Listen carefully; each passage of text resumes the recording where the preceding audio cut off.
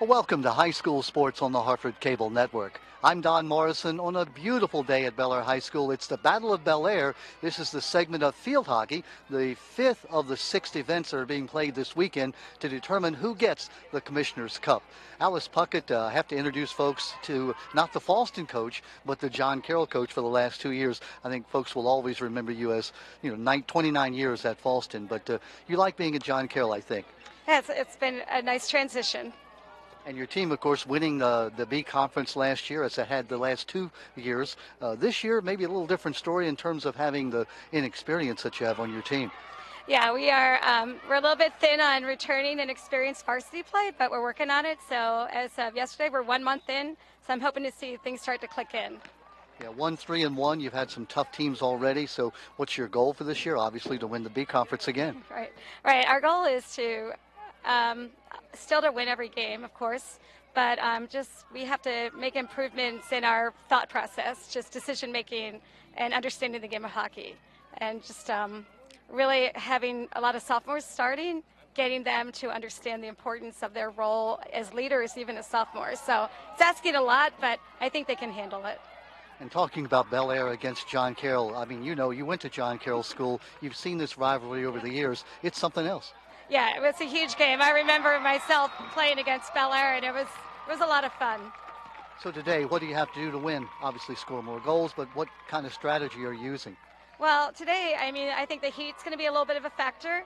We're going to have to be smart with our substitutions. We have some kids that play a lot of minutes because we don't go very deep in our depth chart. So I'm going to need to be strategic in the way I bring kids in and out of the game, and just make sure that we're really doing a good job marking on defense and opening up in our transition game. We had a great game on Wednesday at Severn, but a couple of scoring opportunities. We didn't do a good job of spreading the defense out, so that's one thing I'm hoping that we're improving on today. Could you rate for the folks who don't know about the UCBAC compared to the B Conference of the I? I guess you'll have to give me those letters again. It's different for the ladies. It's the IAAM conference for the girls, for the private schools. The B Conference, we have some really strong teams like Severn, Mount DeSales, and Maryvale that are comparable to all the good teams in the county. And then the A Conference, we play a couple of those teams, and they're very strong. So it's all good. Every year's a little different, so it just varies from year to year. How about today's game? Who do we look for from John Caroll? Who has to be leaders on offense? How about your defense? Ashley Cotenbeetle has to step up in a big way, offensively and defensively. She plays a lot of minutes. She plays with great tenacity. And we'll look for Sammy Edwards as our senior on offense to kind of lead the charge and block up free hits. Well, very good. Hang with me a second. I'll turn over to your counterpart, Amy Shemilowski. When we look at Alice Puckett, 29 years at Falston and now here at John Caroll, you're a first-year head coach here at Bel Air. It's a little intimidating, I would think, to be coaching against someone of that kind of caliber. Oh, absolutely. 100% respect. 100% for Alice. She's a great coach. She really is. She certainly is, and now her career beginning at John Caroll as your career is beginning at Bel Air. Your team last year went to the regions, won the region finals. The year before, Bel Air won the state title. This year, a bit different. As John Caroll, you're a young team. Yes, very young. Like Alice's team, we do have some key sophomores on our team that are starters and probably one of our best players. Talk about some of those players, if you would. Who looks to lead you today? I think Peyton Hale, she's one of our sophomores. She plays midfield. She plays in the center. She also plays, she'll play offense, defense. She goes all over the field. She is a more experienced player, and she is able to give that to the other girls, which is very nice. Talk about playing John Caroll. You're new to the rivalry, but what's it like playing the crosstown rival? Oh, I love it. I live in town. I live in Bel Air. I went to Bel Air, and now my kids do and have. So I love playing John Caroll. This will probably be my favorite game all year. And, of course, that's the other question. How about coaching your daughter? That leads to some strategies, some obstacles. The girls don't, she's not allowed to call me mom on the field. Just has to call me coach, just like everybody else. Well, Alice could probably tell you that, having coached her daughter at Falston, so she has that experience as well. How about, again, today's game? Spoiler alert, this game really, in terms of the Commissioner's Cup, doesn't mean a lot because John Caroll has already won it, having won 3 events, including football. Still, it's a big, big game for you. Oh, absolutely. Regardless of the cup, every game, every time we step on the field, we want to win and we want to play our best game. The heat, again, Alice made mention of that. Absolutely. What's it going to be? How do you have to counteract that? We do. We have to do a lot of subbing. The girls are going to get very hot. This turf is probably 20 degrees warmer than anywhere else in the stadium. So we do need to be mindful of our subbing and making sure the girls are getting out, getting a rest, and getting some water. Well, the best of luck to you today and the rest of the season. Thank you very much. Looking forward to it. Very good. This should be an outstanding contest. John Caroll versus Bel Air in field hockey. Don't go away. We'll be right back with the game in just a moment. Well, welcome into Bel Air High School Bobcat Stadium. Keith Barnes, so good to have you alongside on a very, very warm day. Down on the field, it was about 85 degrees, but I'll tell you what, that turf, it feels like about 105. Well, Don, I really don't know because we're up here in the press box with air conditioning, and it's I'd say it's about 70. But we opened the window now. How bright is that? Well, it's not going to be good in the second half. Oh, golly, it's John Caroll versus Bel Air. And again, you went to Bel Air High School. You know what this rivalry is like. This Commissioner's Cup that we're playing this weekend, 6 different sports. I mean, it's just a great, great event. Started Thursday with boys volleyball, continuing last night with on Friday night with football, and now today all day long from 8 o'clock, and now we're in the mid-afternoon playing volleyball, playing field hockey, playing boys and girls soccer. Very exciting. It is, Don. You know, what a great rivalry, too. If you look at how far the schools are separated, probably a long par 5. Yeah. And these kids all know each other. Mm-hmm. So there's a lot of bragging rights on the line when they play each other in any sport. Well, these two teams now are used to winning. John Caroll has won the B Conference 3 years in a row, and they have Alice Puckett, the legendary Alice Puckett, as their coach. Bel Air won the state title 2 years ago. Last year they won the region title, but both teams are off to slow starts. John Caroll won 3-1, Bel Air 1-2. It's strictly because graduation hit them hard, and they're starting each 5 sophomores. Well, if you look at the squads, Don, Bobcats have 2 seniors on the roster, and John Caroll has 4 seniors, so they're both young squads. So, you know, it's time to step up and be counted if you're one of these players getting an opportunity to play at a young age. And Amy Shibileski, I'm sorry, Amy, messed up your last name after practicing it a lot, coaching her daughter. We talked to Alice Puckett, of course, who coached her daughter at Falston. That's always an interesting thing because you coached your daughters. Yeah, I'm going to tell you, it's not always great for the player if you have a parent who's coaching you. Yeah. Sometimes, at least it wasn't in my household. You know, you mentioned, Alice Puckett. Anybody that's followed not just field hockey, but any high school sport in Harford County over the last, 2 decades knows that Alice Puckett is a premier coach. So, she's got that going for her, all that experience that she can bring to this young squad. So I expect them to mature rather quickly. At Falston, 29 years coaching, 380 wins, 92 losses, 20 ties. She won 11 state titles while she was at Falston. That's amazing. You really can't say enough of that. When you talk about total domination, that's what you look at with her record. Now, she's got a job to do now with this young squad that we see, but they've got some players, like led by Sammy Edwards and Ashley Cotenbeadle. So we'll be looking forward to them to see if they're stepping up to lead this squad. Yeah, absolutely. And they're starting a sophomore goalie, Alexis Loader, and that was up until game time decision because Alice really hasn't settled on who her starting goalie is going to be.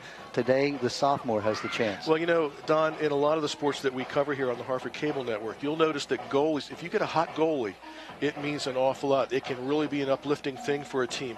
Sometimes the goalies get too much of the blame for what takes place because they've got a defense in front of them.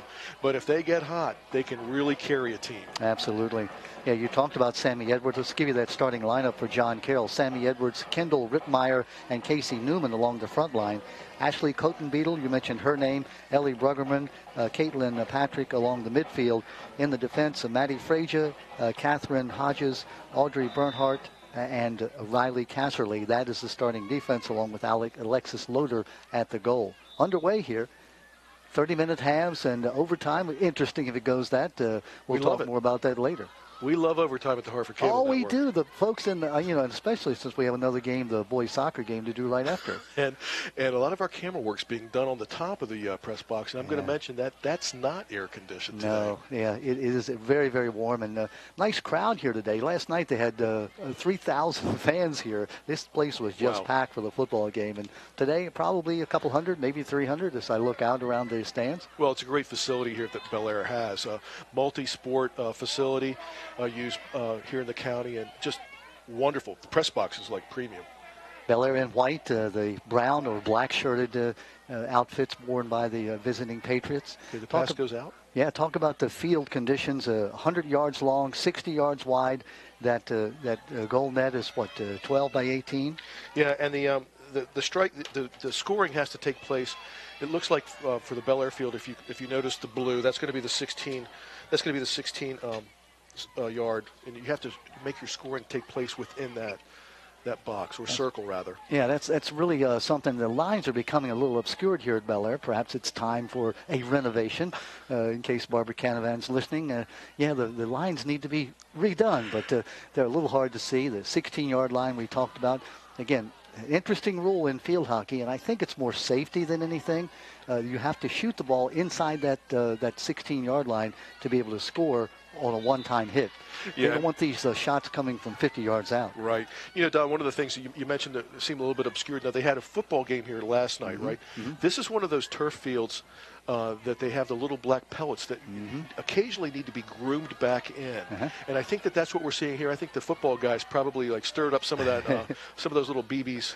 So maybe that when they condition the field, that'll take care of it. Of course, they play JV games here as well. So not only the 6 varsity games, but 6 JV games as well.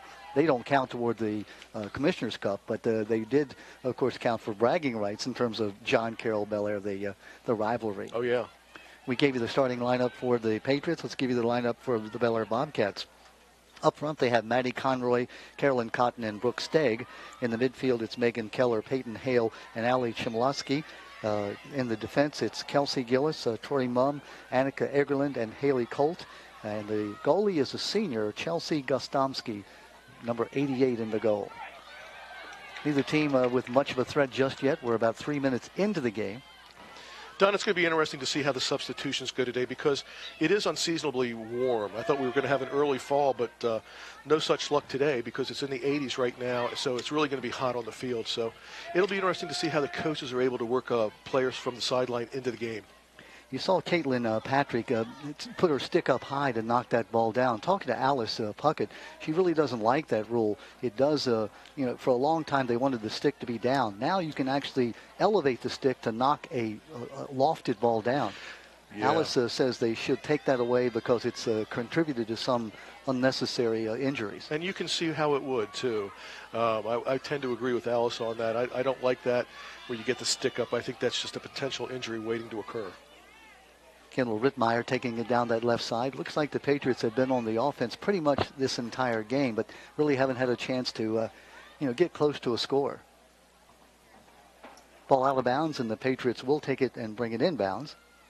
Early on in the game, you're going to see people a little bit tense. They have to kind of get into their rhythm. By the way, in case I don't know if we mentioned it or not, 30-minute halves.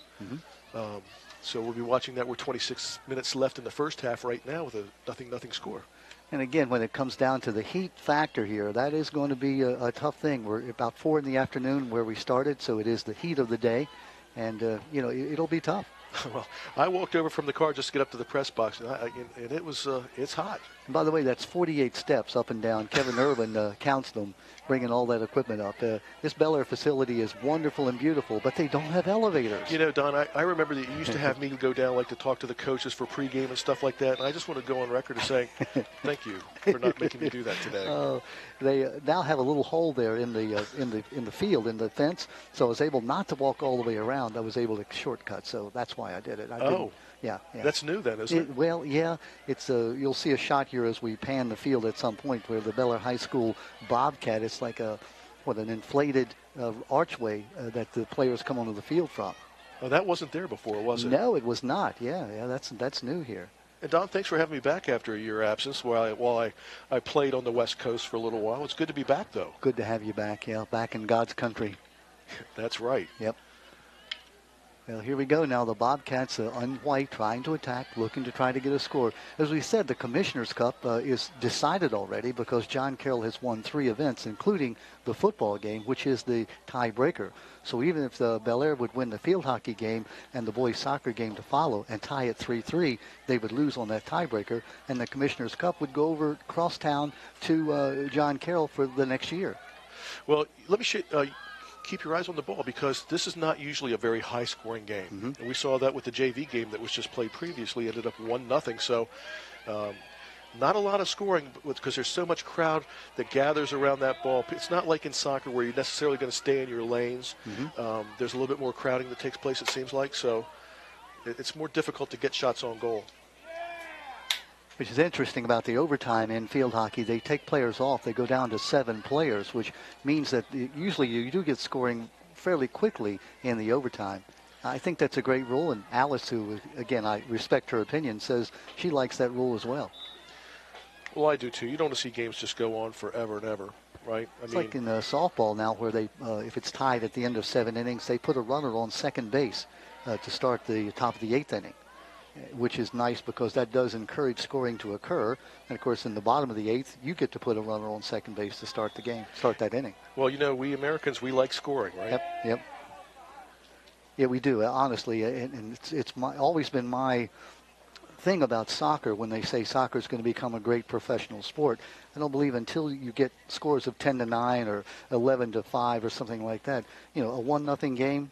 Yeah, baseball, you can put up with it because every pitch is a potential home run. Well, I know that there's going to be a lot of hate mail coming in on that, so I want everybody to know to direct that to Don Morrison. It's always been my opinion that soccer, until it becomes a high-scoring sport, I mean, they tried that, if you think about it, with indoor soccer, where you actually have scored a certain number of points for a kick outside a certain area. And so that, for a while, had a great following, especially here in Baltimore with the Blast. That's sort of gone the way of NASCAR racing and other things that have lost some of their appeal. It has, but if you watch the really great players like Ronaldo or Messi, and you see some of the things that they're able to do on the field, it's truly amazing what they do. Of course, I never really cared for it that much until I had to have back surgery, and I had an opportunity to watch the entire World Cup while I was recovering. Wow. That's not a good thing, having back surgery just so you can watch soccer. Well, it wasn't so you could, but... Well, yeah. No, it wasn't exactly like that. By the way, Riley Casserly, one of the sophomores on the John Caroll team, has played very well here so far. Looking at some of the things that the coaches gave us, Riley Casserly, a 4.2 GPA student, and plays lacrosse and also plays club hockey. You know, it's what you see among all these athletes. You know, they have great performance in the classroom, and then they also do many other things as well. Well, I think that what you find is, like in high school sports or collegiate sports, these kids have time management skills because they've still got to stay eligible to be able to play these different sports. You having 2 daughters who did very well not only in high school but in college, and now they're in the coaching ranks, right? Well, Amanda is the head coach at East Carolina University. They're taking the field this year for the first time, so that'll be interesting. The Pirates. The Pirates. How about that? John Caroll on the attack. Well, that's a nice takeaway. Very good tackle. And take it right back away. Another tackle right back. Yeah.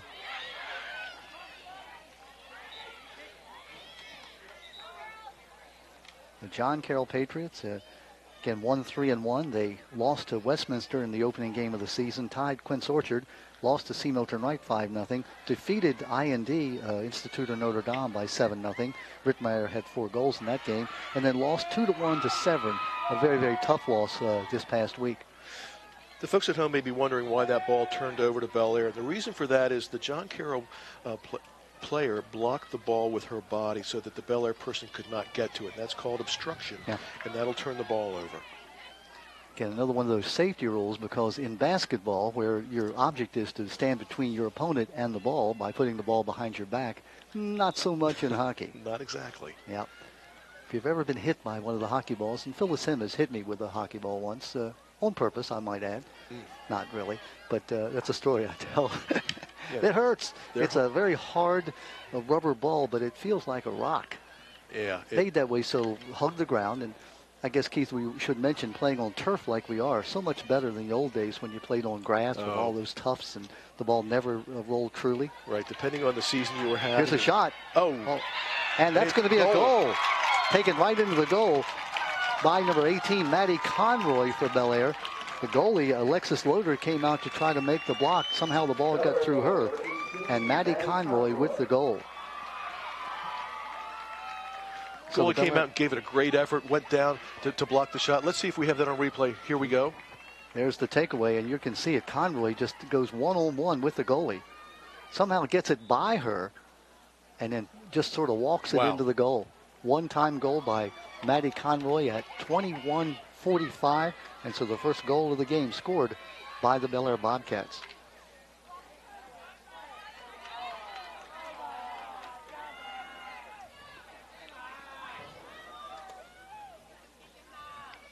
Great pass inside. Now it's the Bobcats on the attack. Nice save there by Loader. Alexis, number 44, just a sophomore for John Caroll.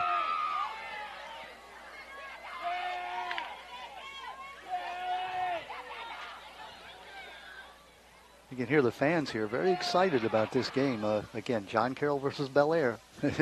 They can play tiddlywinks, and I think folks would show up to see it. You're going to come and watch that. Yeah. Again, we talked to Coach Keith Rawlings last night for John Caroll. He said they rode the bus over and got hit by all 3 traffic lights and got here in 5 minutes. Right. That's at the beginning of the show. I think I said a long par 5. That's about what it is. Yeah, it is. Just across town. And Bynum Run, Bynum Pond is where the John Caroll is located. Founded in 1964, I think they began playing football about 2 years later. We were talking last night, Keith, about the game of the century, the game they still say was the greatest football game ever played. John Caroll against Bel Air, Al Neville against Jeff Grants. Yeah, 1969. Right? You were 34-27. Bel Air won it at John Caroll. 2 great quarterbacks. Again, the reason a lot of folks say it was the greatest game, it was a great game, but then those 2 quarterbacks, arguably the 2 best quarterbacks in the history of the county. Neville goes to Maryland, starts for 3 years, and Grants goes to South Carolina. He's an All-American at South Carolina for 3 years. Yeah. Jeff was just back up in Bel Air not too long ago. Saw Jeff. Still looks great. Wow. Those guys were tremendous. Yep. Tremendous athletes in all sports, quite frankly. He was. He was a great baseball player. In fact, the Orioles drafted him, and instead of signing with the Orioles, he went to South Carolina, where he played baseball and football, played for Bobby Richardson, the ex-Yankee second baseman in baseball. And, again, as we said, a 3-time All-American in football. Good guy, too. Great guy. Got drafted by the Miami Dolphins as a wide receiver and, of course, didn't make it. But he's done really well for himself down in South Carolina. He sure has. Don, whenever you're talking about the athletes in Harford County, the nice pass, gets through, though. Yep. Harford County has had just some tremendous athletes over the years, in both men's and women's sports. Mm-hmm. Just a real hotbed of quality athletics. Absolutely. Go back to the 70s. They produced people like Cal Ripken from Aberdeen and Jeff Bullis and George Noon from here in Bel Air. Yep. Greg Boone, one of the great played at Duke. He did, and played with Tampa Bay in the USFL. Yep, sure did. I mean, we could go on and on about the great athletes, both male and female. Irv Pankey played for the Rams out of Aberdeen. Yep, and played for the Indy Colts, unfortunately. Oh, did I show my bias about the Indy Colts? You might have done that. Yeah, the Indy Ursays, as we like to call them. Time about 8 minutes and 23 seconds left in this first half. The Bel Air Bobcats had scored there with 21-45 on that one-time goal by Conroy. That's where we are.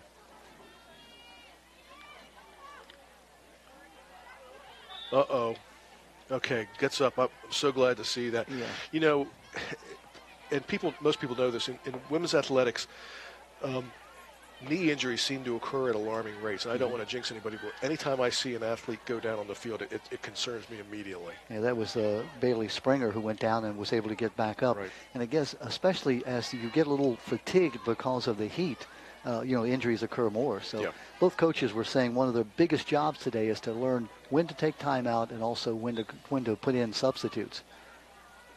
You don't want to take your first-line players out, but you realize they can't keep going in temperatures that are 85 degrees and hotter. You're going to have to take breaks just to hydrate, quite frankly, or else you're going to start seeing kids with cramps.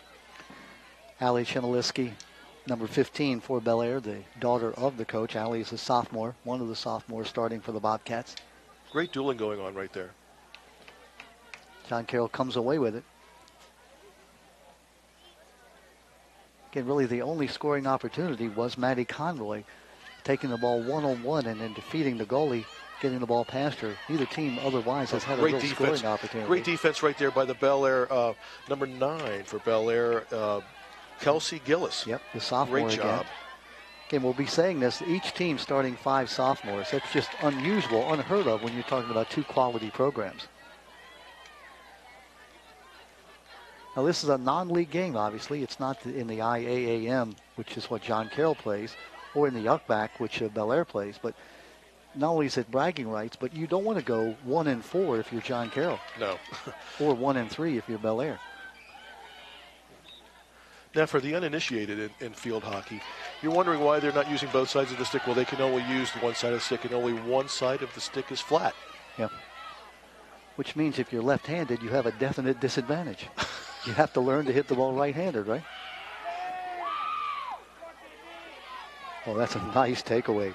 Ali Chmielewski. Scoring opportunity right here. Nice cross, gets through. Just couldn't get it on the ground. That was Caitlin Patrick.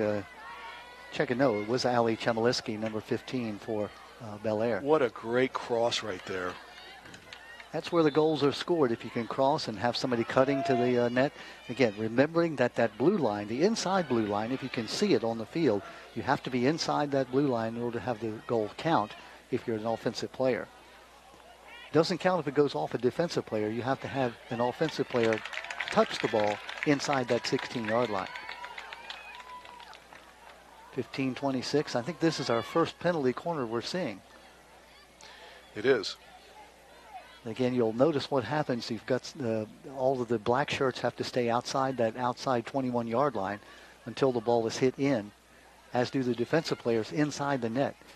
It's like a mad rush toward the ball. And here they go. Nice block inside.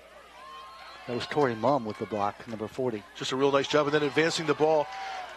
Now that was that little backhanded shot that we talked about. You can't hit it left-handed, but you can backhand the ball. Or backstick the ball, actually. That's Megan Keller, number 4 for Bel Air, who had the ball momentarily. Very impressed with Riley Casserly getting back on defense in the center of the field. It appeared that Bel Air was going to have numbers, but she did a great job of getting back into the center. Riley, another of the sophomores. Bobcats setting it up. That's Peyton Hale, sophomore. Sound redundant here every time I say sophomore, but again, there are 5 on each team. There are a lot. Yeah. And again, just emphasizing, when you've got 2 quality programs, you just never see that. But it just happens that this year, both teams had great seasons last year, and they're just restocking themselves this year. Doesn't mean they can't win. No, but it means they could be really good another year or so. Yeah. With a little more experience. Yeah. 2 years ago, the Bel Air Bobcats won the state title. By the way, last night, the 2017 Bel Air girls lacrosse team honored here on this field. They won the state title last year. Well, this area is certainly a hotbed for lacrosse. Both women's and men. Had some great coaches in both of those sports here. Coming up on the 13-minute mark here left in this first half. 1-0 the Bobcats lead. As you see, that goal scored at 21:45 by Maddie Conroy.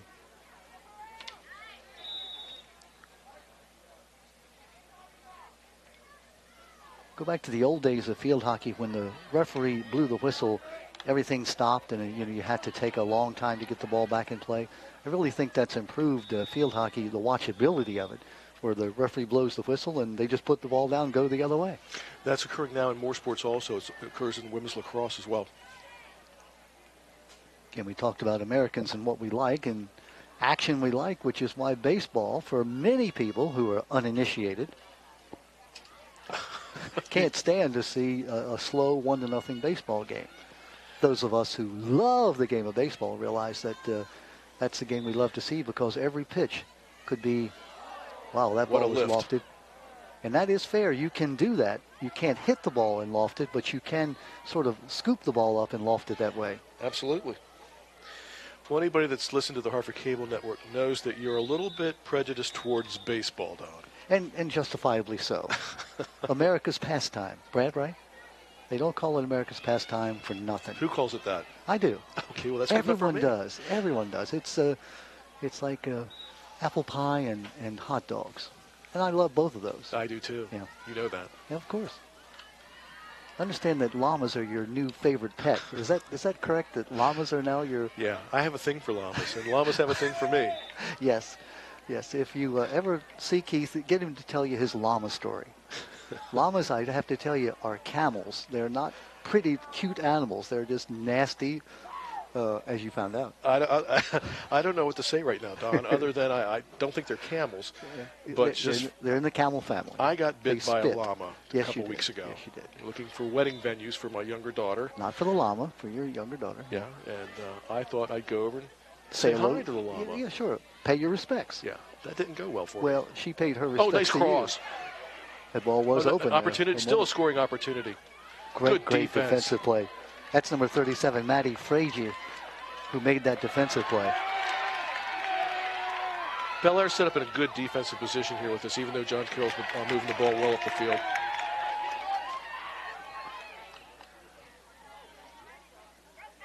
Patriots looking for nice cross. Oh, what another opportunity. Great defensive job of the Bobcats. Both teams had opportunities that time. The scoring opportunities are definitely picking up right now with these crosses that we've seen.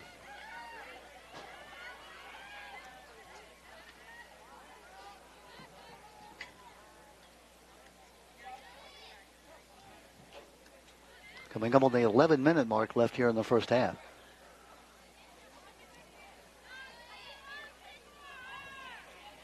Just can't overemphasize how tough it is playing down there in these conditions. The turf, as nice as the turf is, walking on that earlier, you could just feel the heat emanating out of that rubberized surface. I think most of the players would agree, though, that they love playing on this because you don't get those funny hops that you get on grass fields. You get true rolls. Alston Field, its turf field, just about ready to open. I think they play their first football game there this coming week. Oh, that's great. Yeah. North Hartford, unfortunately, their field failed, and they are taking it up, and they're going to have to replace that field. Oh, really? Yeah. It was the first turf field in the county and turned out to be not of the quality necessary, and so now they're playing on the road. There's an expenditure.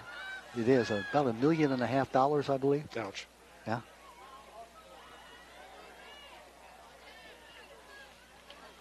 Just over 10 minutes now left in this half. Good job by John Caroll, able to advance that ball. That was Ashley Coton Beetle. I'm sorry, Ashley. Ashley, one of the starters from last year. Only 3 starters back from John Caroll last year. Sammy Edwards and Ashley Coton Beetle being 2 of them. And Ellie Brueggerman was the leading scorer on this team last year as a freshman. Now, of course, a sophomore. She had 10 goals last year as a freshman.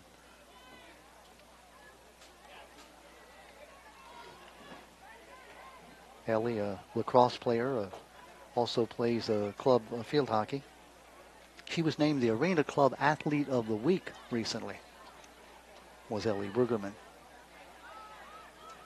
We had Keith Rawlings here last night, the John Caroll coach who also happens to own the Arena Club. You know, we don't advertise for people, but the Arena Club has done so much for local athletics, not only, you know, in the fitness business, but in supporting high school athletics. Yeah, they support a lot of causes. They do that, and of course Mountain Christian Church now has a branch, one of their campuses there. Keith Rawlings, a member of the Edgewood High School Hall of Fame. Oh, really? Yep, selected last year. He was on that 1983 undefeated team that didn't go to the playoffs. They went 10-0 and didn't get an invite to the playoffs, which changed forever the playoff system in the football in the state. Now, instead of having just one team per region, they have several teams coming. I think up to 4 per region, I believe. Talking to Pat Pollard last night, who was the quarterback on that team, he says that you know, he made Keith Rawlings what he is, because Keith was just the center on the team. So Pat very humbly said that he was the that Keith owes whatever he's achieved in life to him. Pat Pollard. Like a guy that tells it like it is. Well, yeah. He was just kidding, of course. Well, we're so proud of Keith and all the things that he's done. And his son, Kurt, who's now the starting quarterback at Yale as a sophomore. They're playing Lehigh today on this Saturday, and Keith said he was leaving about 8 o'clock this morning to go see that game against Lehigh. Oh, that's great. You know, and when you talk about Yale and the Ivy League, you have to be a great athlete to be able to get selected there, but you also have to be a great student. Yeah. Yeah. because the Ivy League, unbeknownst to many people, they don't give athletic scholarships. Yep, that's right. Yeah. Here comes another penalty corner, second one we've seen. John Caroll looking to try to tie that score. Good save. Great save by Gostomski. Again, that obstruction that Keith talked about earlier. John Caroll gets it back. Ashley Cotenbeadle with the ball, number 24. All conference in 2016. Also all county in track and field. She's a hurdler. National Honor Society, Spanish National Honor Society. You say you know her dad. I do. He's quite an athlete as well. Does some of the ultra marathon type work. Wow. In other words, he's crazy. No, I didn't say it. Don't mean that negatively. I might be able to say it, but I mean, no. That takes so much perseverance and just more than I could ever muster. Yeah, I have a hard time driving long distances, so I know I'm not running. Oh, nice opportunity there. Good defense by Bel Air. Was a great defensive play. Looks like number 40, Tori Mumm, who made that defensive play. Great job there. Yeah, she's done a lot of great work there as a middle stopper.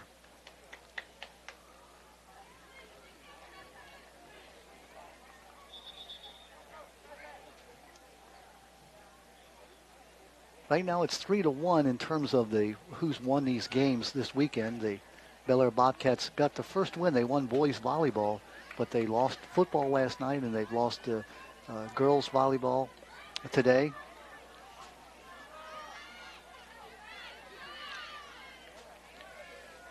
So they're down 3-1, and again, as we said, John Caroll has sewed up the Commissioner's Cup this year, having won that deciding football. Even if Bel Air were to win both this contest and the boys soccer coming up after this, it would be 3-3, and the tiebreaker would be the football game. It would go to John Caroll. Yeah. We just saw a really good defensive play by the goalie for John Caroll, Alexis Loader. When she came out, she made the decision, came out and played the ball really well. Again, because which one of your daughters was a goalie? Amanda, the lacrosse one. Yeah, and we talk about, again, using that term loosely, crazy. Not the right term, but you have to be a little bit reckless sometimes. Yeah. Courageous, decisive. You got to be a little different. Any word you want to use, you have to just forget safety, forget everything that, is your normal instinct to come out and make a play. She took after her mother. Joellen, we all know Joellen, and we know nice, sweet person that she is. Oh, yeah. That's what I've heard people say. Oh. Joellen, a pupil personnel worker in the Harford County Public School System. Family-oriented. Oh, yes. Talk to Gary Scholl. You remember Gary Scholl? Gary Scholl has been at John Caroll now for 44 years. Holy cow. For many years he was the girls field hockey coach, actually was a wrestling coach, and then switched to girls field hockey. Said he loved it. This is his 44th and last year at John Caroll as a full-time person. Unfortunately, I remember when Gary and I were both young. Let me do some math here, Don. Yeah. It's strike one, but he gets another shot. Ouch. Yeah, you're going to come away with some welts and bruises after you play this game. That hurt. I had a classmate of mine, who I will leave his name out of this, who sent a picture on Facebook the other day. It was a mistake.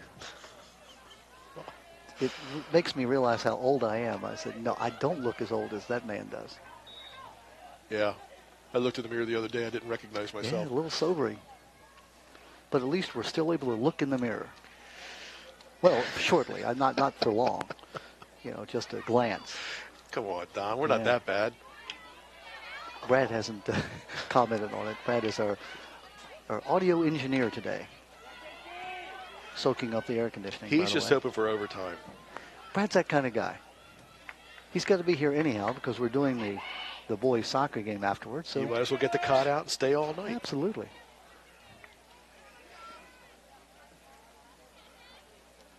Coming up on the 2-minute 30-second mark left here in this first half. The only goal scored at the 21:45 mark by Conroy for Bel Air. John Caroll trying to equalize. Another great opportunity here. Can't get the stick on the ball.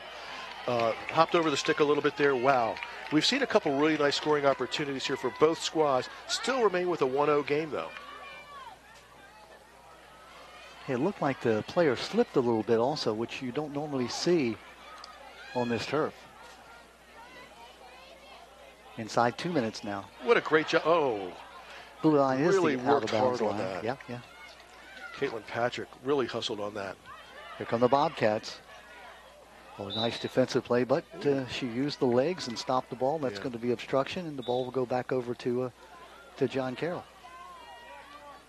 Again, a lot of the rules in field hockey, if you're not familiar, are safety rules because, you know, the ball is such that you don't want to stop it with parts of your body that, you know, are going to be susceptible to bruises and contusions and maybe even breaks. Well, that's how hard that ball is. Yeah, I'm glad to see that they wear goggles like they do in women's lacrosse now too, because that ball will do some damage to you. Yeah, it wasn't long ago that they weren't required to wear goggles in either lacrosse or in field hockey. Oh, nice defensive play. That was Maddie Frazier again, number 37, who played a great defensive game. Oh, big nice skate save right there by Alexis. And again, that goal would not have counted had it made it because it was outside the 16, and also because it ended up being high above the waist. Again, you can loft the ball by getting the stick under it, but you can't hit it and loft it. Again, because of the danger of folks being hit with that ball. That ball had a little juice on it. One of the most difficult things, never having played the game, is to watch the ball while you're running. Yeah. Because you have to have your head down to be able to watch it. Here come the Patriots now. That's a great job right there. Great job right there by Ashley Cotenboodle to stop that ball. It had a lot of juice. She gets her stick parallel with the ground, and it makes that stop right there to start this run for John Caroll. Rittenmeyer, who had 4 goals against IND in the lone win that John Caroll has so far this year. Kendall Rittenmeyer led the JV in scoring last year as the horn blows for the end of the first half. Again, had 4 goals versus IND.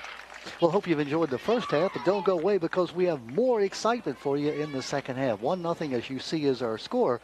The Bobcats leading. We'll be back with the second half in just a moment.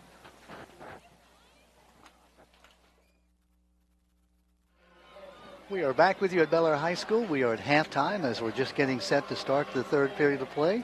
Bob McCone is in the house, folks. Just came here to help us do the boys' soccer game a bit later, all the way from Anne Arundel County. Whoa. Yeah.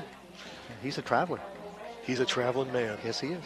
1-0, as you can see. Well, you don't see it right now, but you see a shot of the great facility here.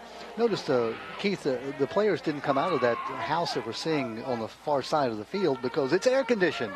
I wouldn't either. I would stay there for a while until it was time to play. Yeah, well, we're enjoying the air conditioning here in the press box at Bel Air, and it's very nice. Very nice facility that they have for people doing games or watching it from a coaching standpoint.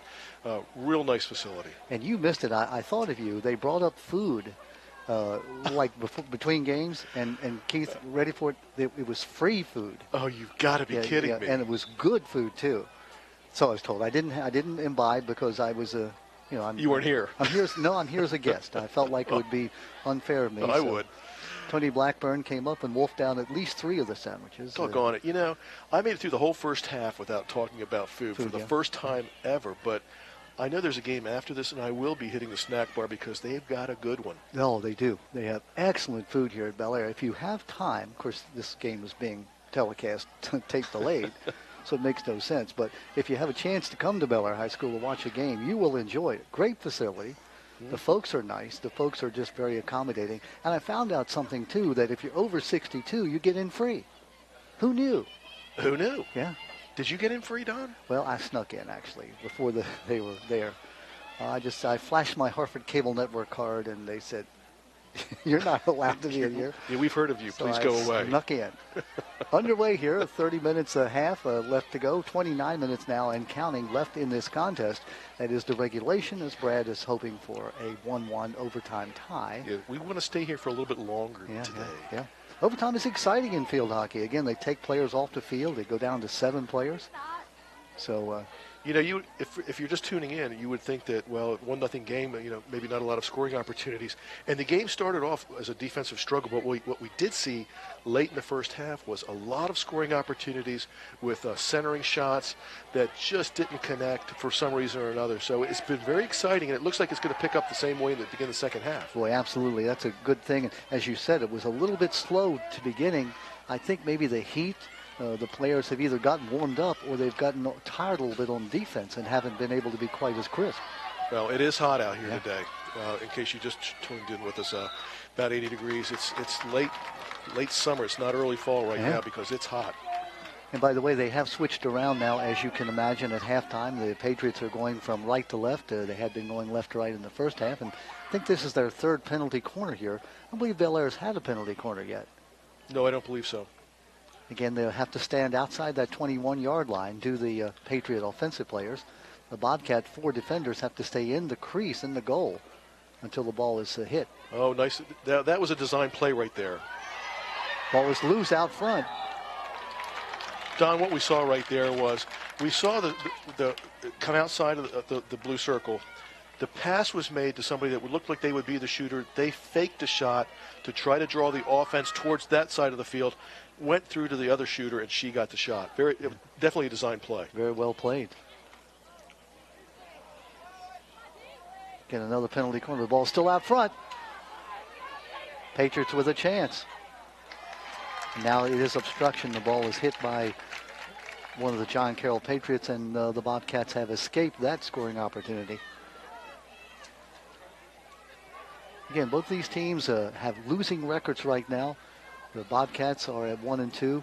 John Caroll 1-3-1, and that is just totally unnatural if you know these two programs. Well, they're both young squads. That's why both coaches said, yeah, we know that the Governor's Cup, or the Commissioner's Cup, I should say, is already John Carroll's, but this is bragging rights. Not only that, but it's trying to get their seasons back, you know, on the beam a little bit. Another penalty corner here. 3 penalty corners here in the last minute for John Caroll. Let's look for the ball to go to Ashley Cotenbeadle. No. This could be another fake. Trying to cross it. Trying to get the ball to Sammy Edwards. Yeah, that's Sammy Edwards, number 43. Uh-oh. And that's a goal. The goal is scored. It looks like it was by Kendall Rittmeyer, number 14. We have a tie game here at 25-51. You'll see the replay here. You can watch how this ball is loose out front.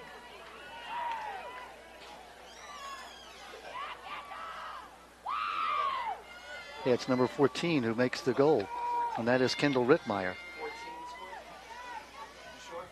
Yeah, 14. Calvin Skelton, the PA announcer, was asking me for once who scored. That's nice. I only know because we had the replay. Kendall Rittmeyer, who, again, scored those 4 goals against IND. Rittmeyer, another sophomore. We're tied at 1 now. Whoa, hot. Again, the goalie allowed that to go into the net. The ball has to be inside the 16-yard line. Chelsea knew that was outside, so she just let it go right on by.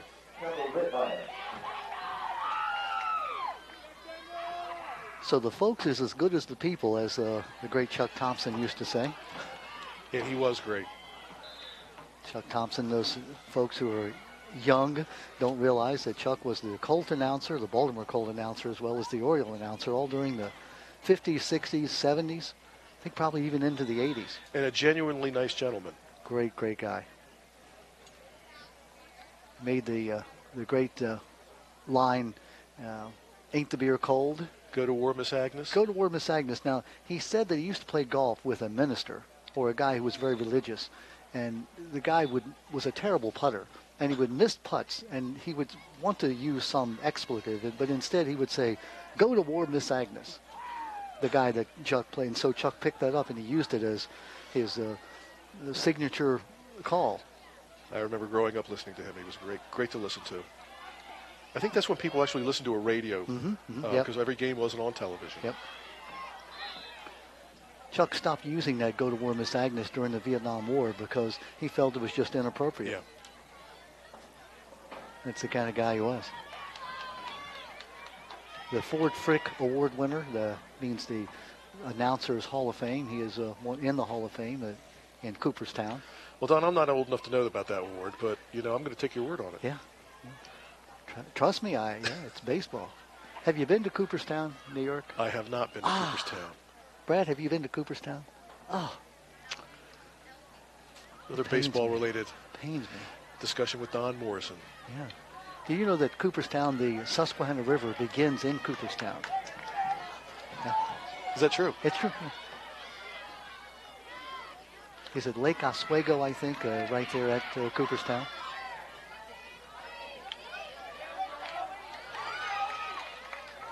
Nice crowd here, by the way. You can hear them from our field mic. They're probably building maybe 300-400 people on a very hot, late summer day.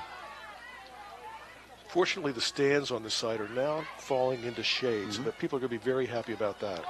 Yeah, those metal stands can be a little warm.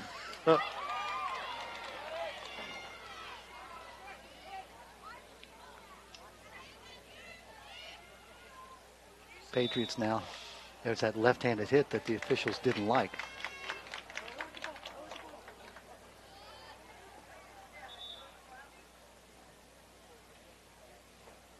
Bailey Springer, who was called for that infraction, turning the ball over to the John Caroll Patriots.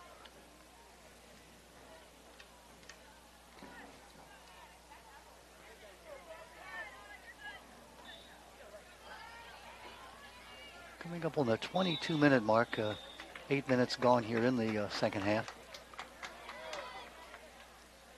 Alice Puckett, Amy Chmielewski, I'm sorry, Amy. I keep wanting to say Lusky, but her name is Amy Chmielewski. Amy, who played at Bel Air, now coaches her daughter, Allie Chmielewski.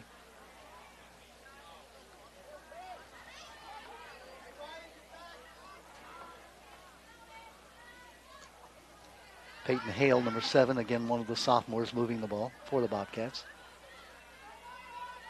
Maddie Frage, who's played a great defensive game, number 37 for John Caroll.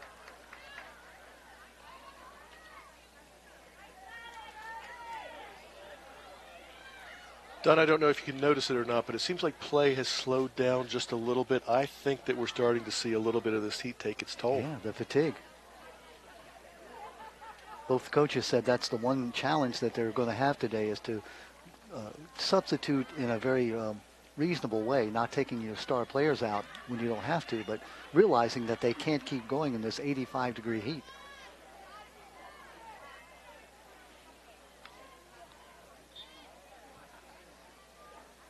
Bobcats scored in the first half. That was Conroy, a 21-45 and a single goal. And then Rittmeyer scored for John Caroll just a few moments ago at 25-57 here. And that's where we are at 1.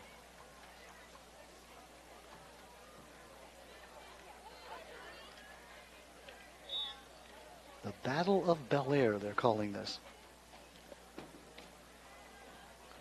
Talked to Greg Commodore, the principal of the Bel Air High School. He said that they wanted to have a 5K run through the town, but they just weren't able to get the right permits quickly. So next year, and it will be here at Bel Air again because of the facility, they hope to have a town 5K run as well.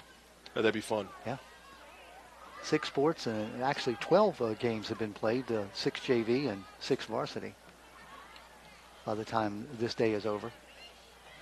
We'll give a lot of credit to Tony Blackburn, the athletic director here, and Greg Commodore. These guys have been here since 8 o'clock this morning on a very hot day. Calvin Skelton, the PA announcer, the English teacher, and also girls basketball coach, is the PA announcer. He's a little bummed because he's a college football fan, and he's missing college game day here. Well, there's always the 8 o'clock game late tonight. He'll Louisville against Clemson. He'll be here after that. So he's saying that, yeah. So he's saying that the last 3 weeks he's been missing these games because he's had duty doing the PA announcing. I'm sure there's no place he would rather be. He said that. As a matter of fact, and I believe it, except that he does love college football, I should say. Already looking forward to the basketball season. He says his team has a chance to be very good this year. His collegiate team? No, his high school team here at Bel Air. He is the girls basketball coach. Well, I do love some college basketball, I'm going to tell you that. Yeah. Did I mention I was at the national championship game this year? I don't think you mentioned that. I was. Wow. I went to Phoenix and watched Carolina beat up on Gonzaga.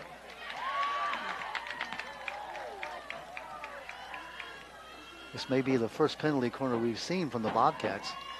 Inside 20 minutes now left in the game. That would be the regulation portion of the game. Brad shakes his head. He's looking forward to it.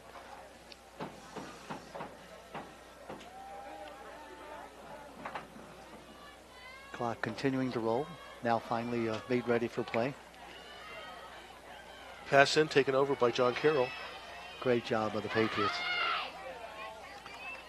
Ellie Bruggerman, great job there on defense. Yeah, one of the captains on this team, or actually one of the returning starters, I should say. Sophomore, led the team in scoring, as we said earlier, with 10 goals as a freshman.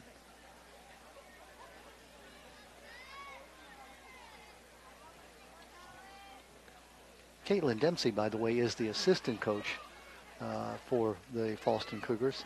Scoring opportunity here. For the John Caroll Patriots. I say Falston because Caitlin played for Alice Puckett at Falston. They won state championships in 08, 09, and 10. And Caitlin Dempsey is the all-time scoring leader at Stevenson University. Wow. Yeah, for 3 years. She came there only as a sophomore. Here's another penalty corner. Stop. Good save. Yep. Good job by Alexis Gloder. Actually by Chelsea Gostomski, the Bel Air goalie. She's also doing a very good job of directing the defense in front of her because you can see her moving people, and there's some talking going on, so she's doing a real nice job with that. The defenders can't move until the ball is snapped in, or slapped in, actually. Nice little backhand.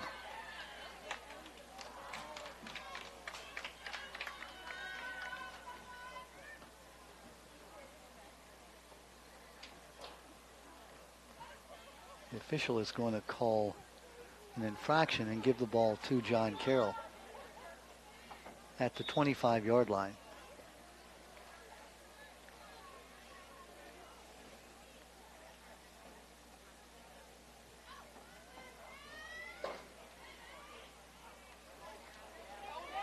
Oh, nice pass.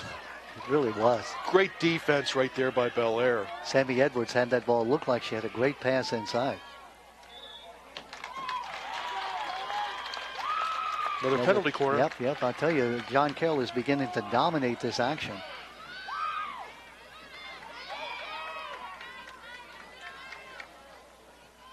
Notice the 4 defenders you'll see in just a moment in the net.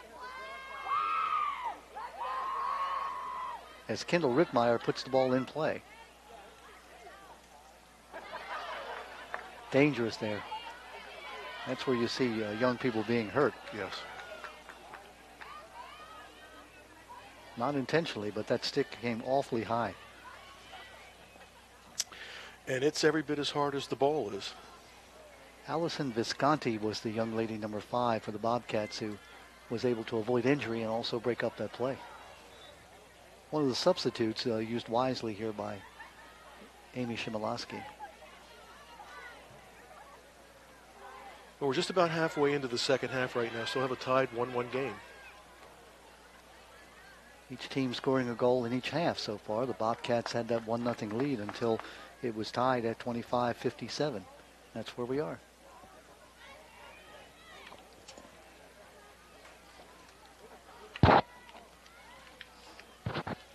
Did that llama attack you again? That doggone llama. Tried to bite the mic this time. Oh my goodness. Mean animals. They may be cute, but don't take them as like friendly animals. They just are not. Well, I think this one liked me because evidently they spit at people they don't like. Well, that's true. She only bit you. And we do believe it was a female llama. We don't have proof of that, but all indications are. Well, I didn't stick around. I mean, after it bit me, I was gone. And you showed me a sign saying in Asheville, North Carolina, that was that a serious sign that llamas must be on a leash? Actually, I was in Asheville, and there was an establishment that we went to that evening that out in front of it, it had a sign that read, "Llamas must be kept on a leash." Do you really think that was a real sign, or were they just making a joke? Do they actually have llamas in the town? I'm not gonna find out, Don. I'm kind of done with the llama thing. Yeah. By the way, we're not going to be having the wedding or the reception at that facility. Good thinking, yeah, because they have llamas.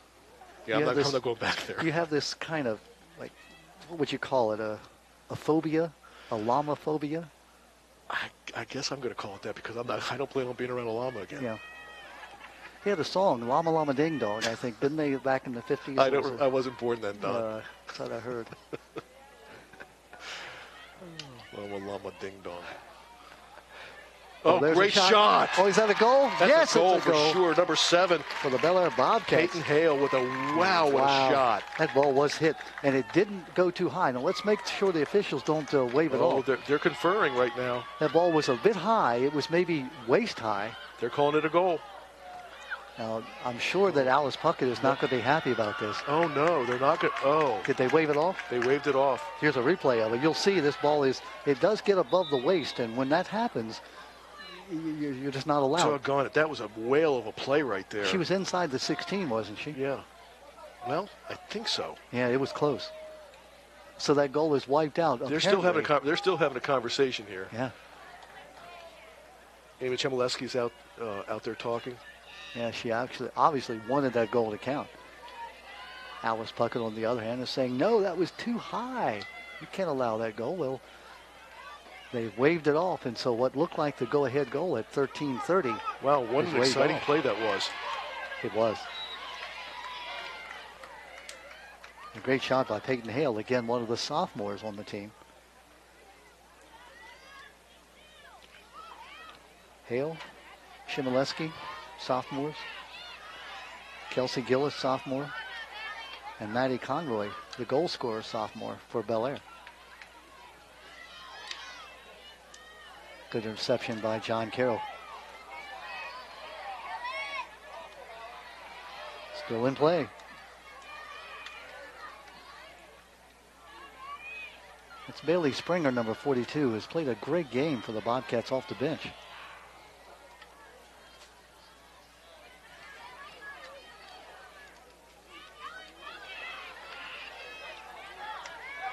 Good center. Nice takeaway, though, by the Bobcats. Haley Colt with the takeaway there. Yeah.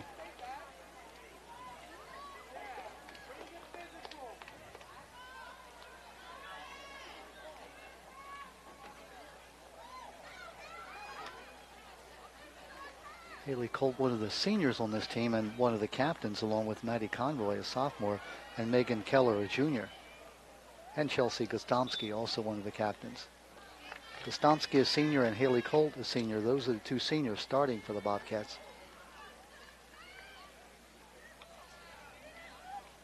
Inside 12 minutes now left in the game.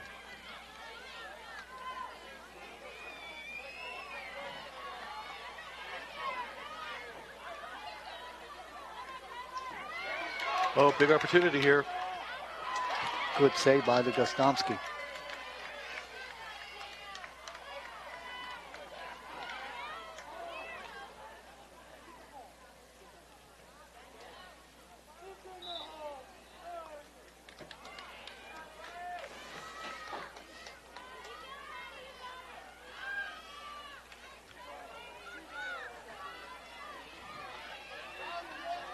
It's at this moment that you wish that it wasn't 85 degrees because they've got to be getting tired with this heat.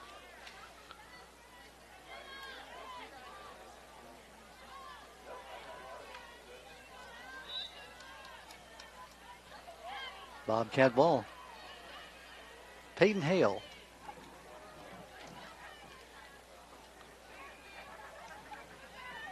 Alexis Loader foots that ball out of there.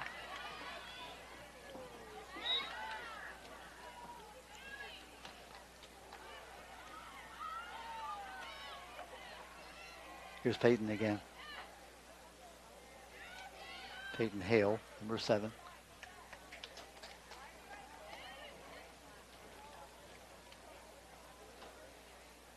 Coming up on the 10-minute mark left here in this regulation game. Been a great game. Not only has it been a well-played game, or I should say not only is the score close, but it has been a well-played game. It's been an exciting game also. Yeah. A little slow at the start, but boy, I tell you what, towards the end of the first half and this entire second half, been pretty good. A little fatigue setting in, obviously, if you've been watching the whole game. But if you want to see things get frantic, watch one team score here, and then watch the last 10 minutes to see how things get interesting. Maddie Conroy with a great play. Scooped the ball up with her stick left-handed and took it inside. Nice, oh, great save again. That's that young sophomore goalie, Alexis Loader.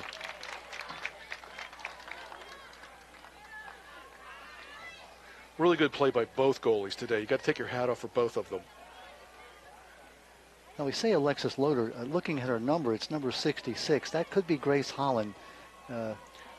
Loader started the game. Yes, that is Grace Holland. Yeah, if that is her number, that's the number listed in the program. So we'll assume that it's Grace Holland playing now, one of the team captains of the team.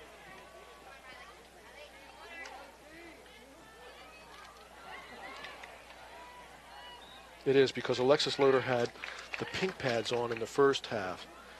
And I see her over on the side now. So that is Grace Holland. Yeah, Grace is a senior. Alice Puckett not really settled on which of the 3 of her goalies would be the starter. So it looks like she's sharing duty between Loader now and Holland. A nice play by John Caroll.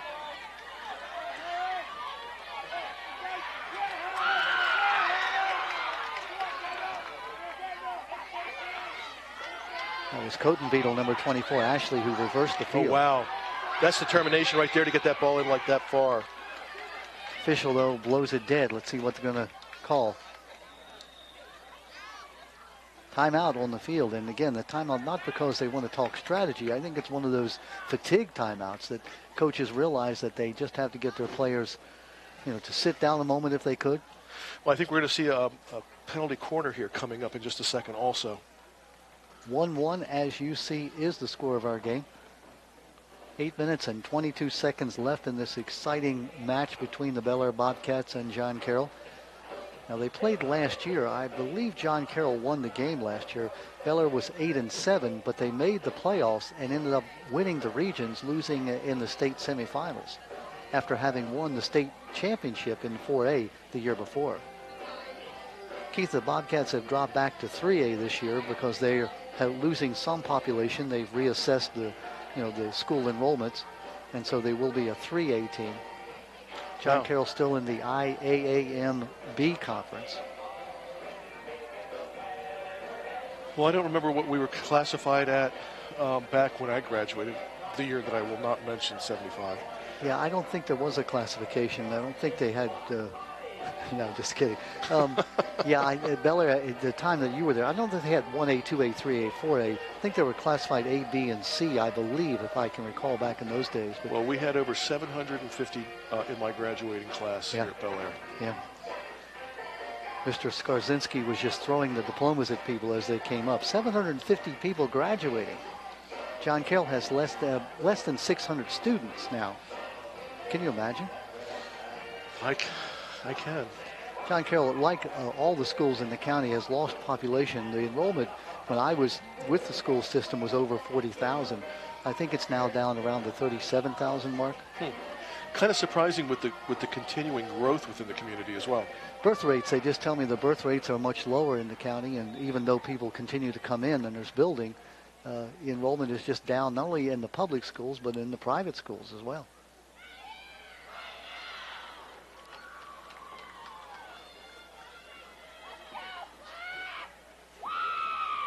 Well, the strategy has been discussed, the little break that the folks had, maybe get some water, get some hydration going. I think this was their last break, too. I mean, this is the time we've got to put the pedal down now. 8 minutes and 22 seconds left to go in a tie game against the crosstown rival. We've got to make it happen. Bragging rights is at stake. I was watching some of the young ladies before the game started, exchanging pleasantries. They know each other. They played, I'm sure, rec league ball together, went to middle school together. Oh, here it is. There's the play set up again. Ball hops, though. It did, and it touched the body of the John Caroll player. And so the ball will go over to the Bel Air Bobcats. Oh. Turnover, unforced turnover right there. Can't really afford many of those right now.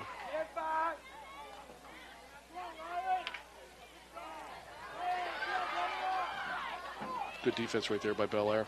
Kendall Rittmeyer, number 14, the young lady who scored the goal. Actually, scored the goal for the John Caroll Patriots here in the second half. Again, she scored 4 goals. That's almost unheard of in the victory over IND. We don't have 4 total goals in this game, Don, with No. 7.5 minutes to go. 7-0 was that win. That's the only win that the Patriots have so far this year.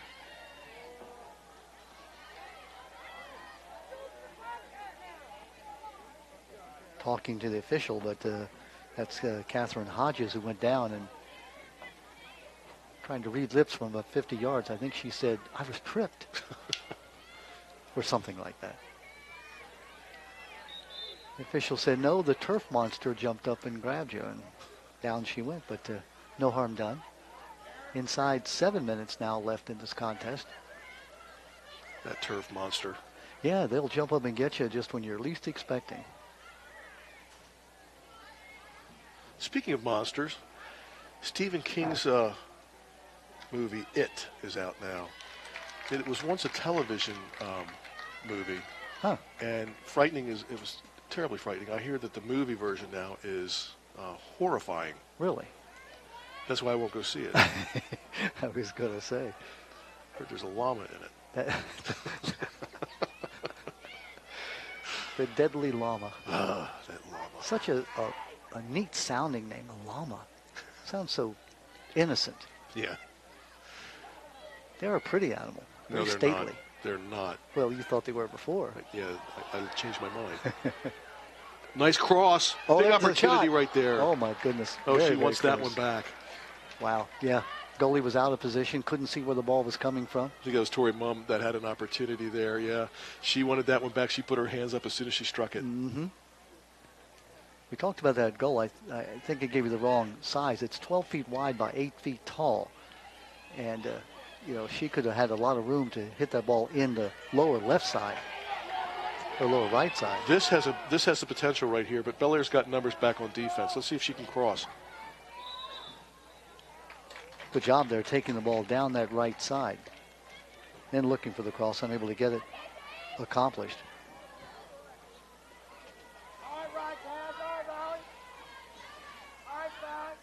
Coming up on the 5-minute mark left in the contest.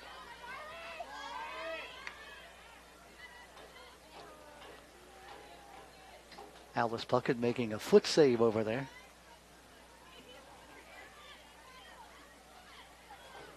There's that flip, which is legal now. Not hitting the ball, just scooping it. Oh, nice defensive play.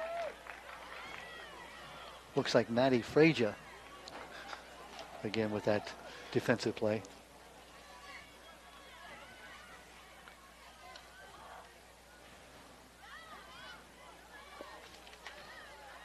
Inside 5 minutes, 4 minutes and 30 seconds left in the regulation of part of the contest. Keith, looking more and more like we're staring overtime in the face. Well, Don, I've got some good news and bad news. Give me the bad news first. I'm going to have to go get a snack at halftime. I'm going to have to get a snack if we go overtime. Well, what's the good news? Well, I like overtime. Oh. But I'm going to have a snack. Oh.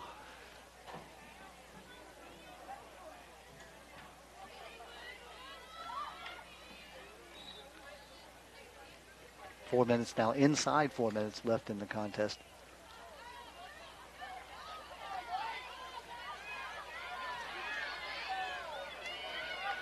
Maddie Frazier getting the ball out again.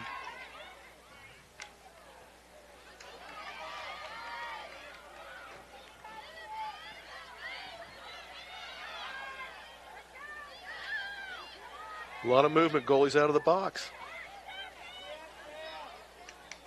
Saving it there. Speaking of Frazier, this young lady is also a championship equestrian team member. I think that means she rides horses, right? I think so.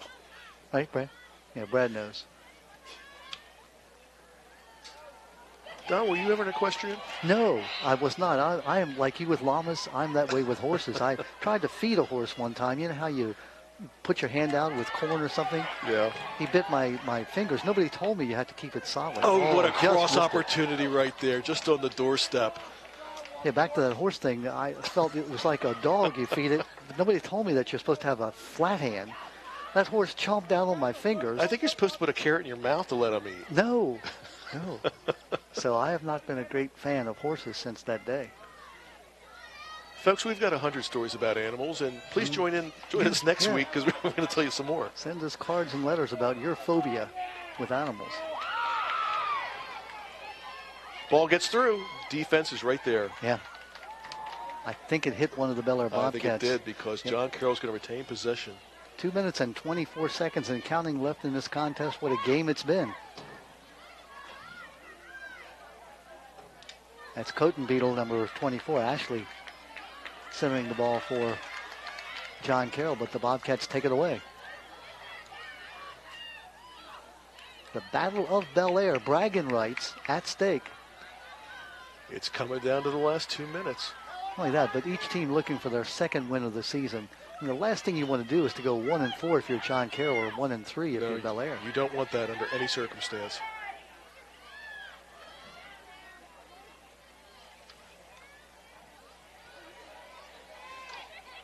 Whoa. Oh. There's that play. You saw the stick come up and knock the ball down with the stick. Riley Casserly, number 5 for John Carroll. That's the play that wasn't legal until a couple of years ago.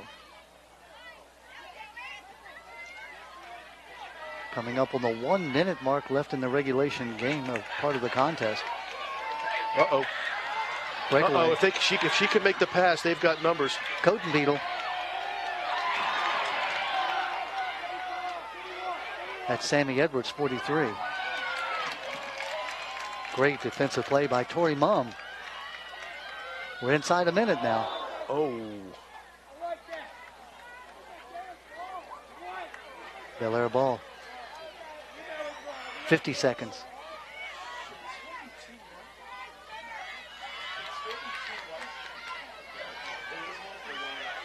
$40 seconds. Still Bel Air's ball. Should I start walking down now to get a hot dog? I'd say hang here until we get down to the 0. Okay. They'll take a little break, but that's a long trip.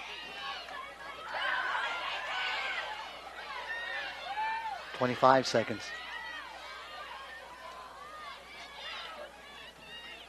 You can see the urgency on both teams. They realize that the seconds are ticking down.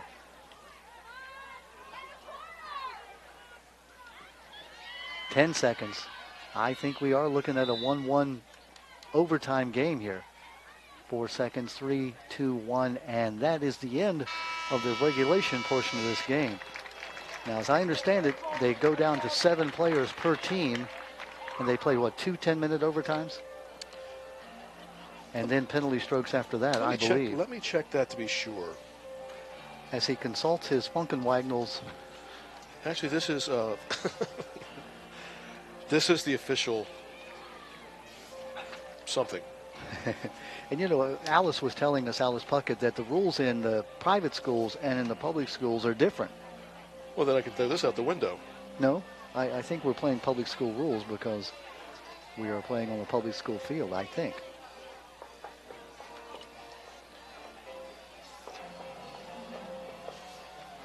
So we do know that they will go down to 7 players. The coaches will be able to select the 7 players they want to play. Obviously, the purpose for that is it speeds up the game. It gives more scoring opportunities. Yeah, anytime you free up more room, it's going to make things go quicker. It may be also sudden death. I believe it is, whichever team scores.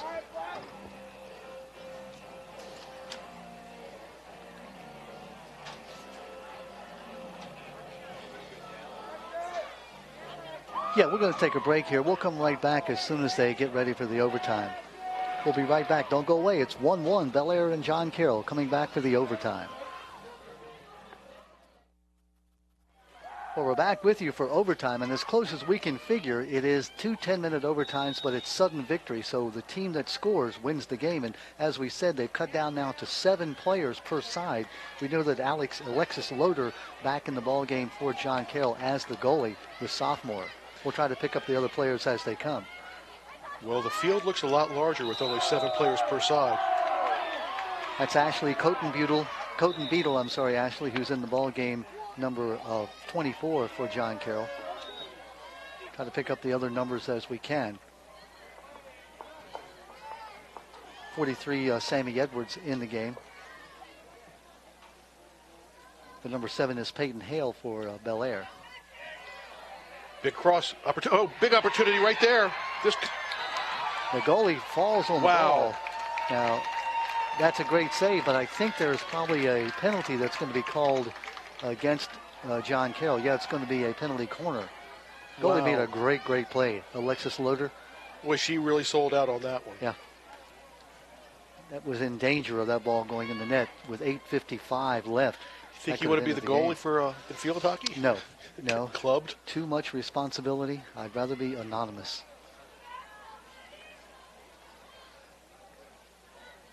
The Bobcats on the penalty corner. Hale. That ball has That's to going to hurt. leave a mark. Ugh. Wow. Ashley Cotenbeadle, senior, one of the 2 seniors starting here for John Caroll. All conference last year. She's a track and field hurdler star. Hale unable to corral it. Checking out Hale, but Kelsey Gillis. This is Sammy Edwards. Oh, great idea right there. Kendall Rittenmeyer just couldn't quite corral it. Here come the Bobcats. You can see how wide open it is with only 7 players per side. Stays in bounds. Nope, now the official says it was out of bounds. Peyton Hale almost kept it in bounds. Sammy Edwards triggering it in for the Patriots. 3 defenders there, the ball taken away. That's Gillis who takes the ball away and then gets it right back. Does Caitlin Patrick. Nice cross. Ball is open. What a great play. save. That's Gostomski who comes Still out. giving it up.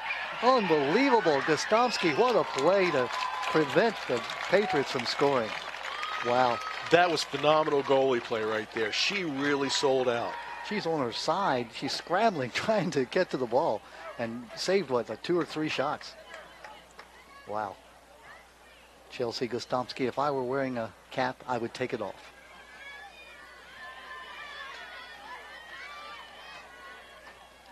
I was impressed. Very. What a game. Oh, nice deflection. We're seeing a lot of action here. It's the kind of game you almost wish as a impartial observer that it would end in a tie because neither team deserves to lose. But hey, winners and losers, that's what sports is all about. That's why you play overtime. Yep.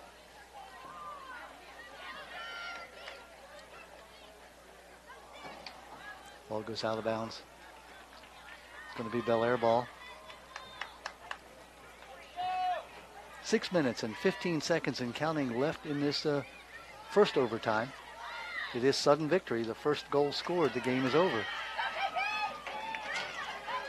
Oh, cross right here. Oh, this is big. Oh, there's Gostomski again. Yes. What a save.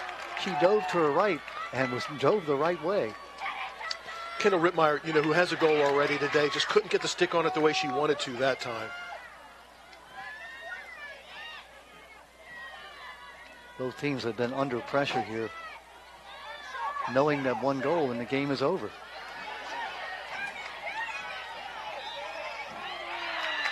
That's going to be a penalty. Let's see what they're going to call here. Yeah, penalty corner. You can see how much more dangerous this is with 7-on-7 in a big field. Absolutely.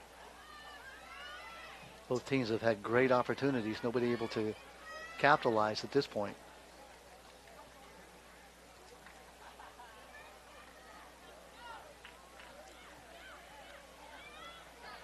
Edwards looking to shoot.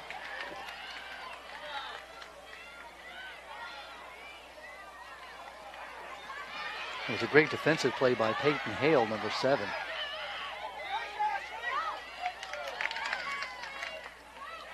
There's Hale again. And she whacks it and changes the field. That ball was tagged. I think this is going to come right back up the other way. She really hit that. She did, but it gave her defense a chance to recoup a little bit. Now the ball is kicked out of play, and so it looks like the Bobcats are going to get it. Yeah, I don't think that that was intentional. No, the goalie kicked the ball out. The Loader looked like she was just trying to get it out of the goal area, but it went out of bounds on the far side, so the Bobcats will get it back. Inside 5 minutes, coming up on the 4-minute mark in this first overtime. Hale passes to really no one. Here come the Patriots. Oh, what a takeaway. Great job by Kelsey Gillis. Gillis, 1-on-1. Fast closing defense really helps the Patriots right there. That's Ashley Cotenbeetle.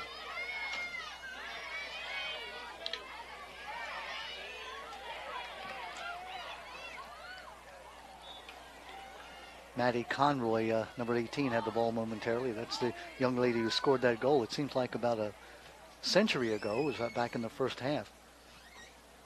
Bel Air's only goal. Rittenmeyer has the only goal for John Caroll at this point.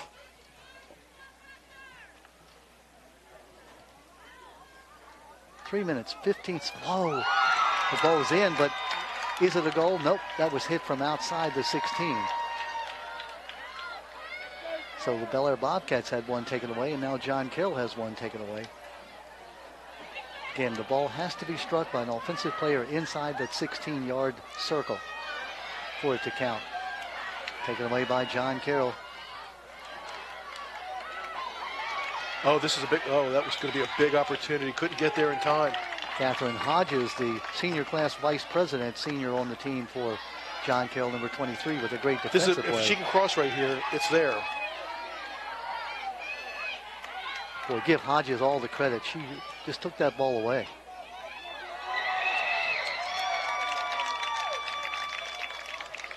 Call is going to go against John Caroll. It's going to be a penalty corner for the Bobcats.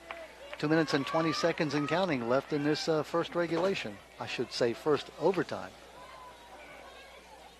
Well, you can see the players, if you're watching out there, sort of bending over, trying to get some air in their lungs. Oh, they've got to be sucking air right now. This is going to be really rough. You gear up to play the 60 minutes. And now you're playing at least 70 minutes, maybe 80. Bobcats.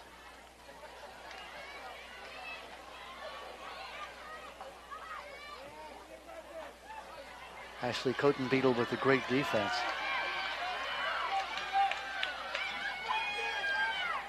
Minute 30 left in this first overtime. Well, here it is. Oh, great pass. 1-on-1. Oh, what a play by Gostomski again. There's the goal. That's going to win it for John Caroll.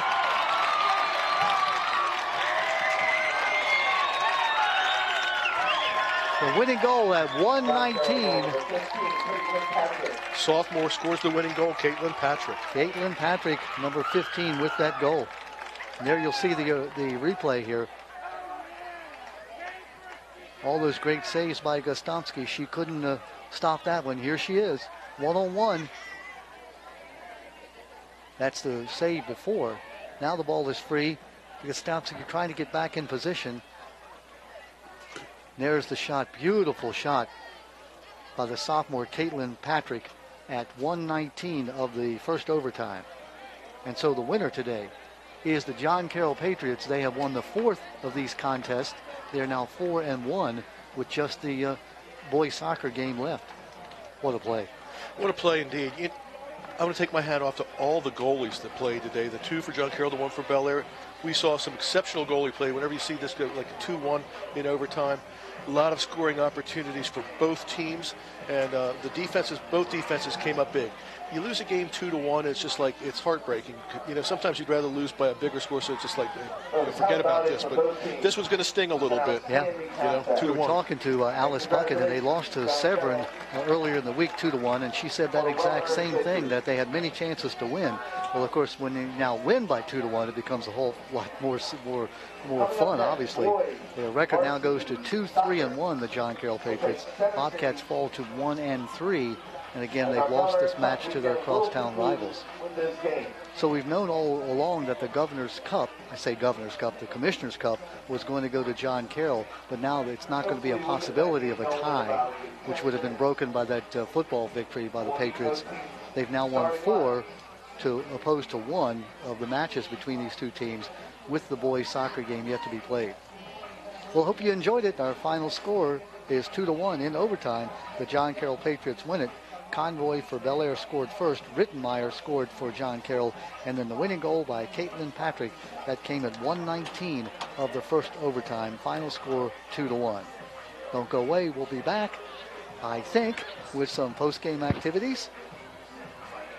We'll find out for you. Either we're going away if we don't have time, or we may come back to be able to talk to some of the stars of the game. So in any event, thank you for tuning in here to the Hartford Cable Network. Don Morrison, my partner, is Mr. Llama himself, Mr. Keith Barnes.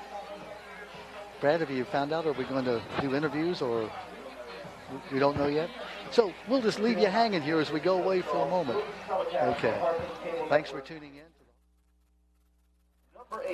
Well, welcome back to Bel Air High School, and Keith Barnes. Yeah, it's warm down here, but a pleasant breeze. It just was a great game to observe. The John Carroll Patriots winning in overtime 2-1. We saw a great game. I think it was really highlighted by great goalie play by both teams. And we saw 3 different goalies play today, and I thought they all played remarkably well. It really did. Gostomski, the goalie for Bel Air, made some outstanding saves. But that last one by Caitlin Patrick, she stopped her one time, but Patrick got the rebound, put it in at 1:19 of the overtime, winning it for John Carroll 2-1. Well, exciting game. And the game started off a little bit slow, in my opinion, but at the end of the first half, all through the second half, and then into the overtime period, we saw hectic play in front of the goal. We saw great crosses. We saw great penalty corners. If you're a fan of athletics, this was a great game to watch. We're talking to Alice Puckett. She really likes the 7-person draw they have when the overtime is played, and it is very exciting because she sees all kinds of opportunities. I don't know if television really does it justice or not without being here, but the field is so big when you take those 4 players off for each team. I mean, you knew that there were going to be a lot of scoring opportunities, and it seemed to me that that's when the goalies really stepped up and made some super plays. Absolutely. The scoring today in the first half, Maddie Conroy scored for Bel Air at 21:45. No more scoring in the first half. Then Kendall Ritmeyer scored for John Carroll at 25:57 of the second half. That's the way this game remained for the entire regulation. And then in overtime, at 1:19 left in that first overtime, it was Caitlin Patrick scoring the game winner for John Carroll, bringing their record now to 2-3-1. Meantime, the loss for Bel Air, they are now 1-3. Thank you for tuning in. We enjoy bringing it to you. Keith Barnes, always fun. Don, it's always fun doing that with you. All right, take care. The ball game brought to you here at the Hartford Cable Network. We'll sign off as they play the national anthem. Good night.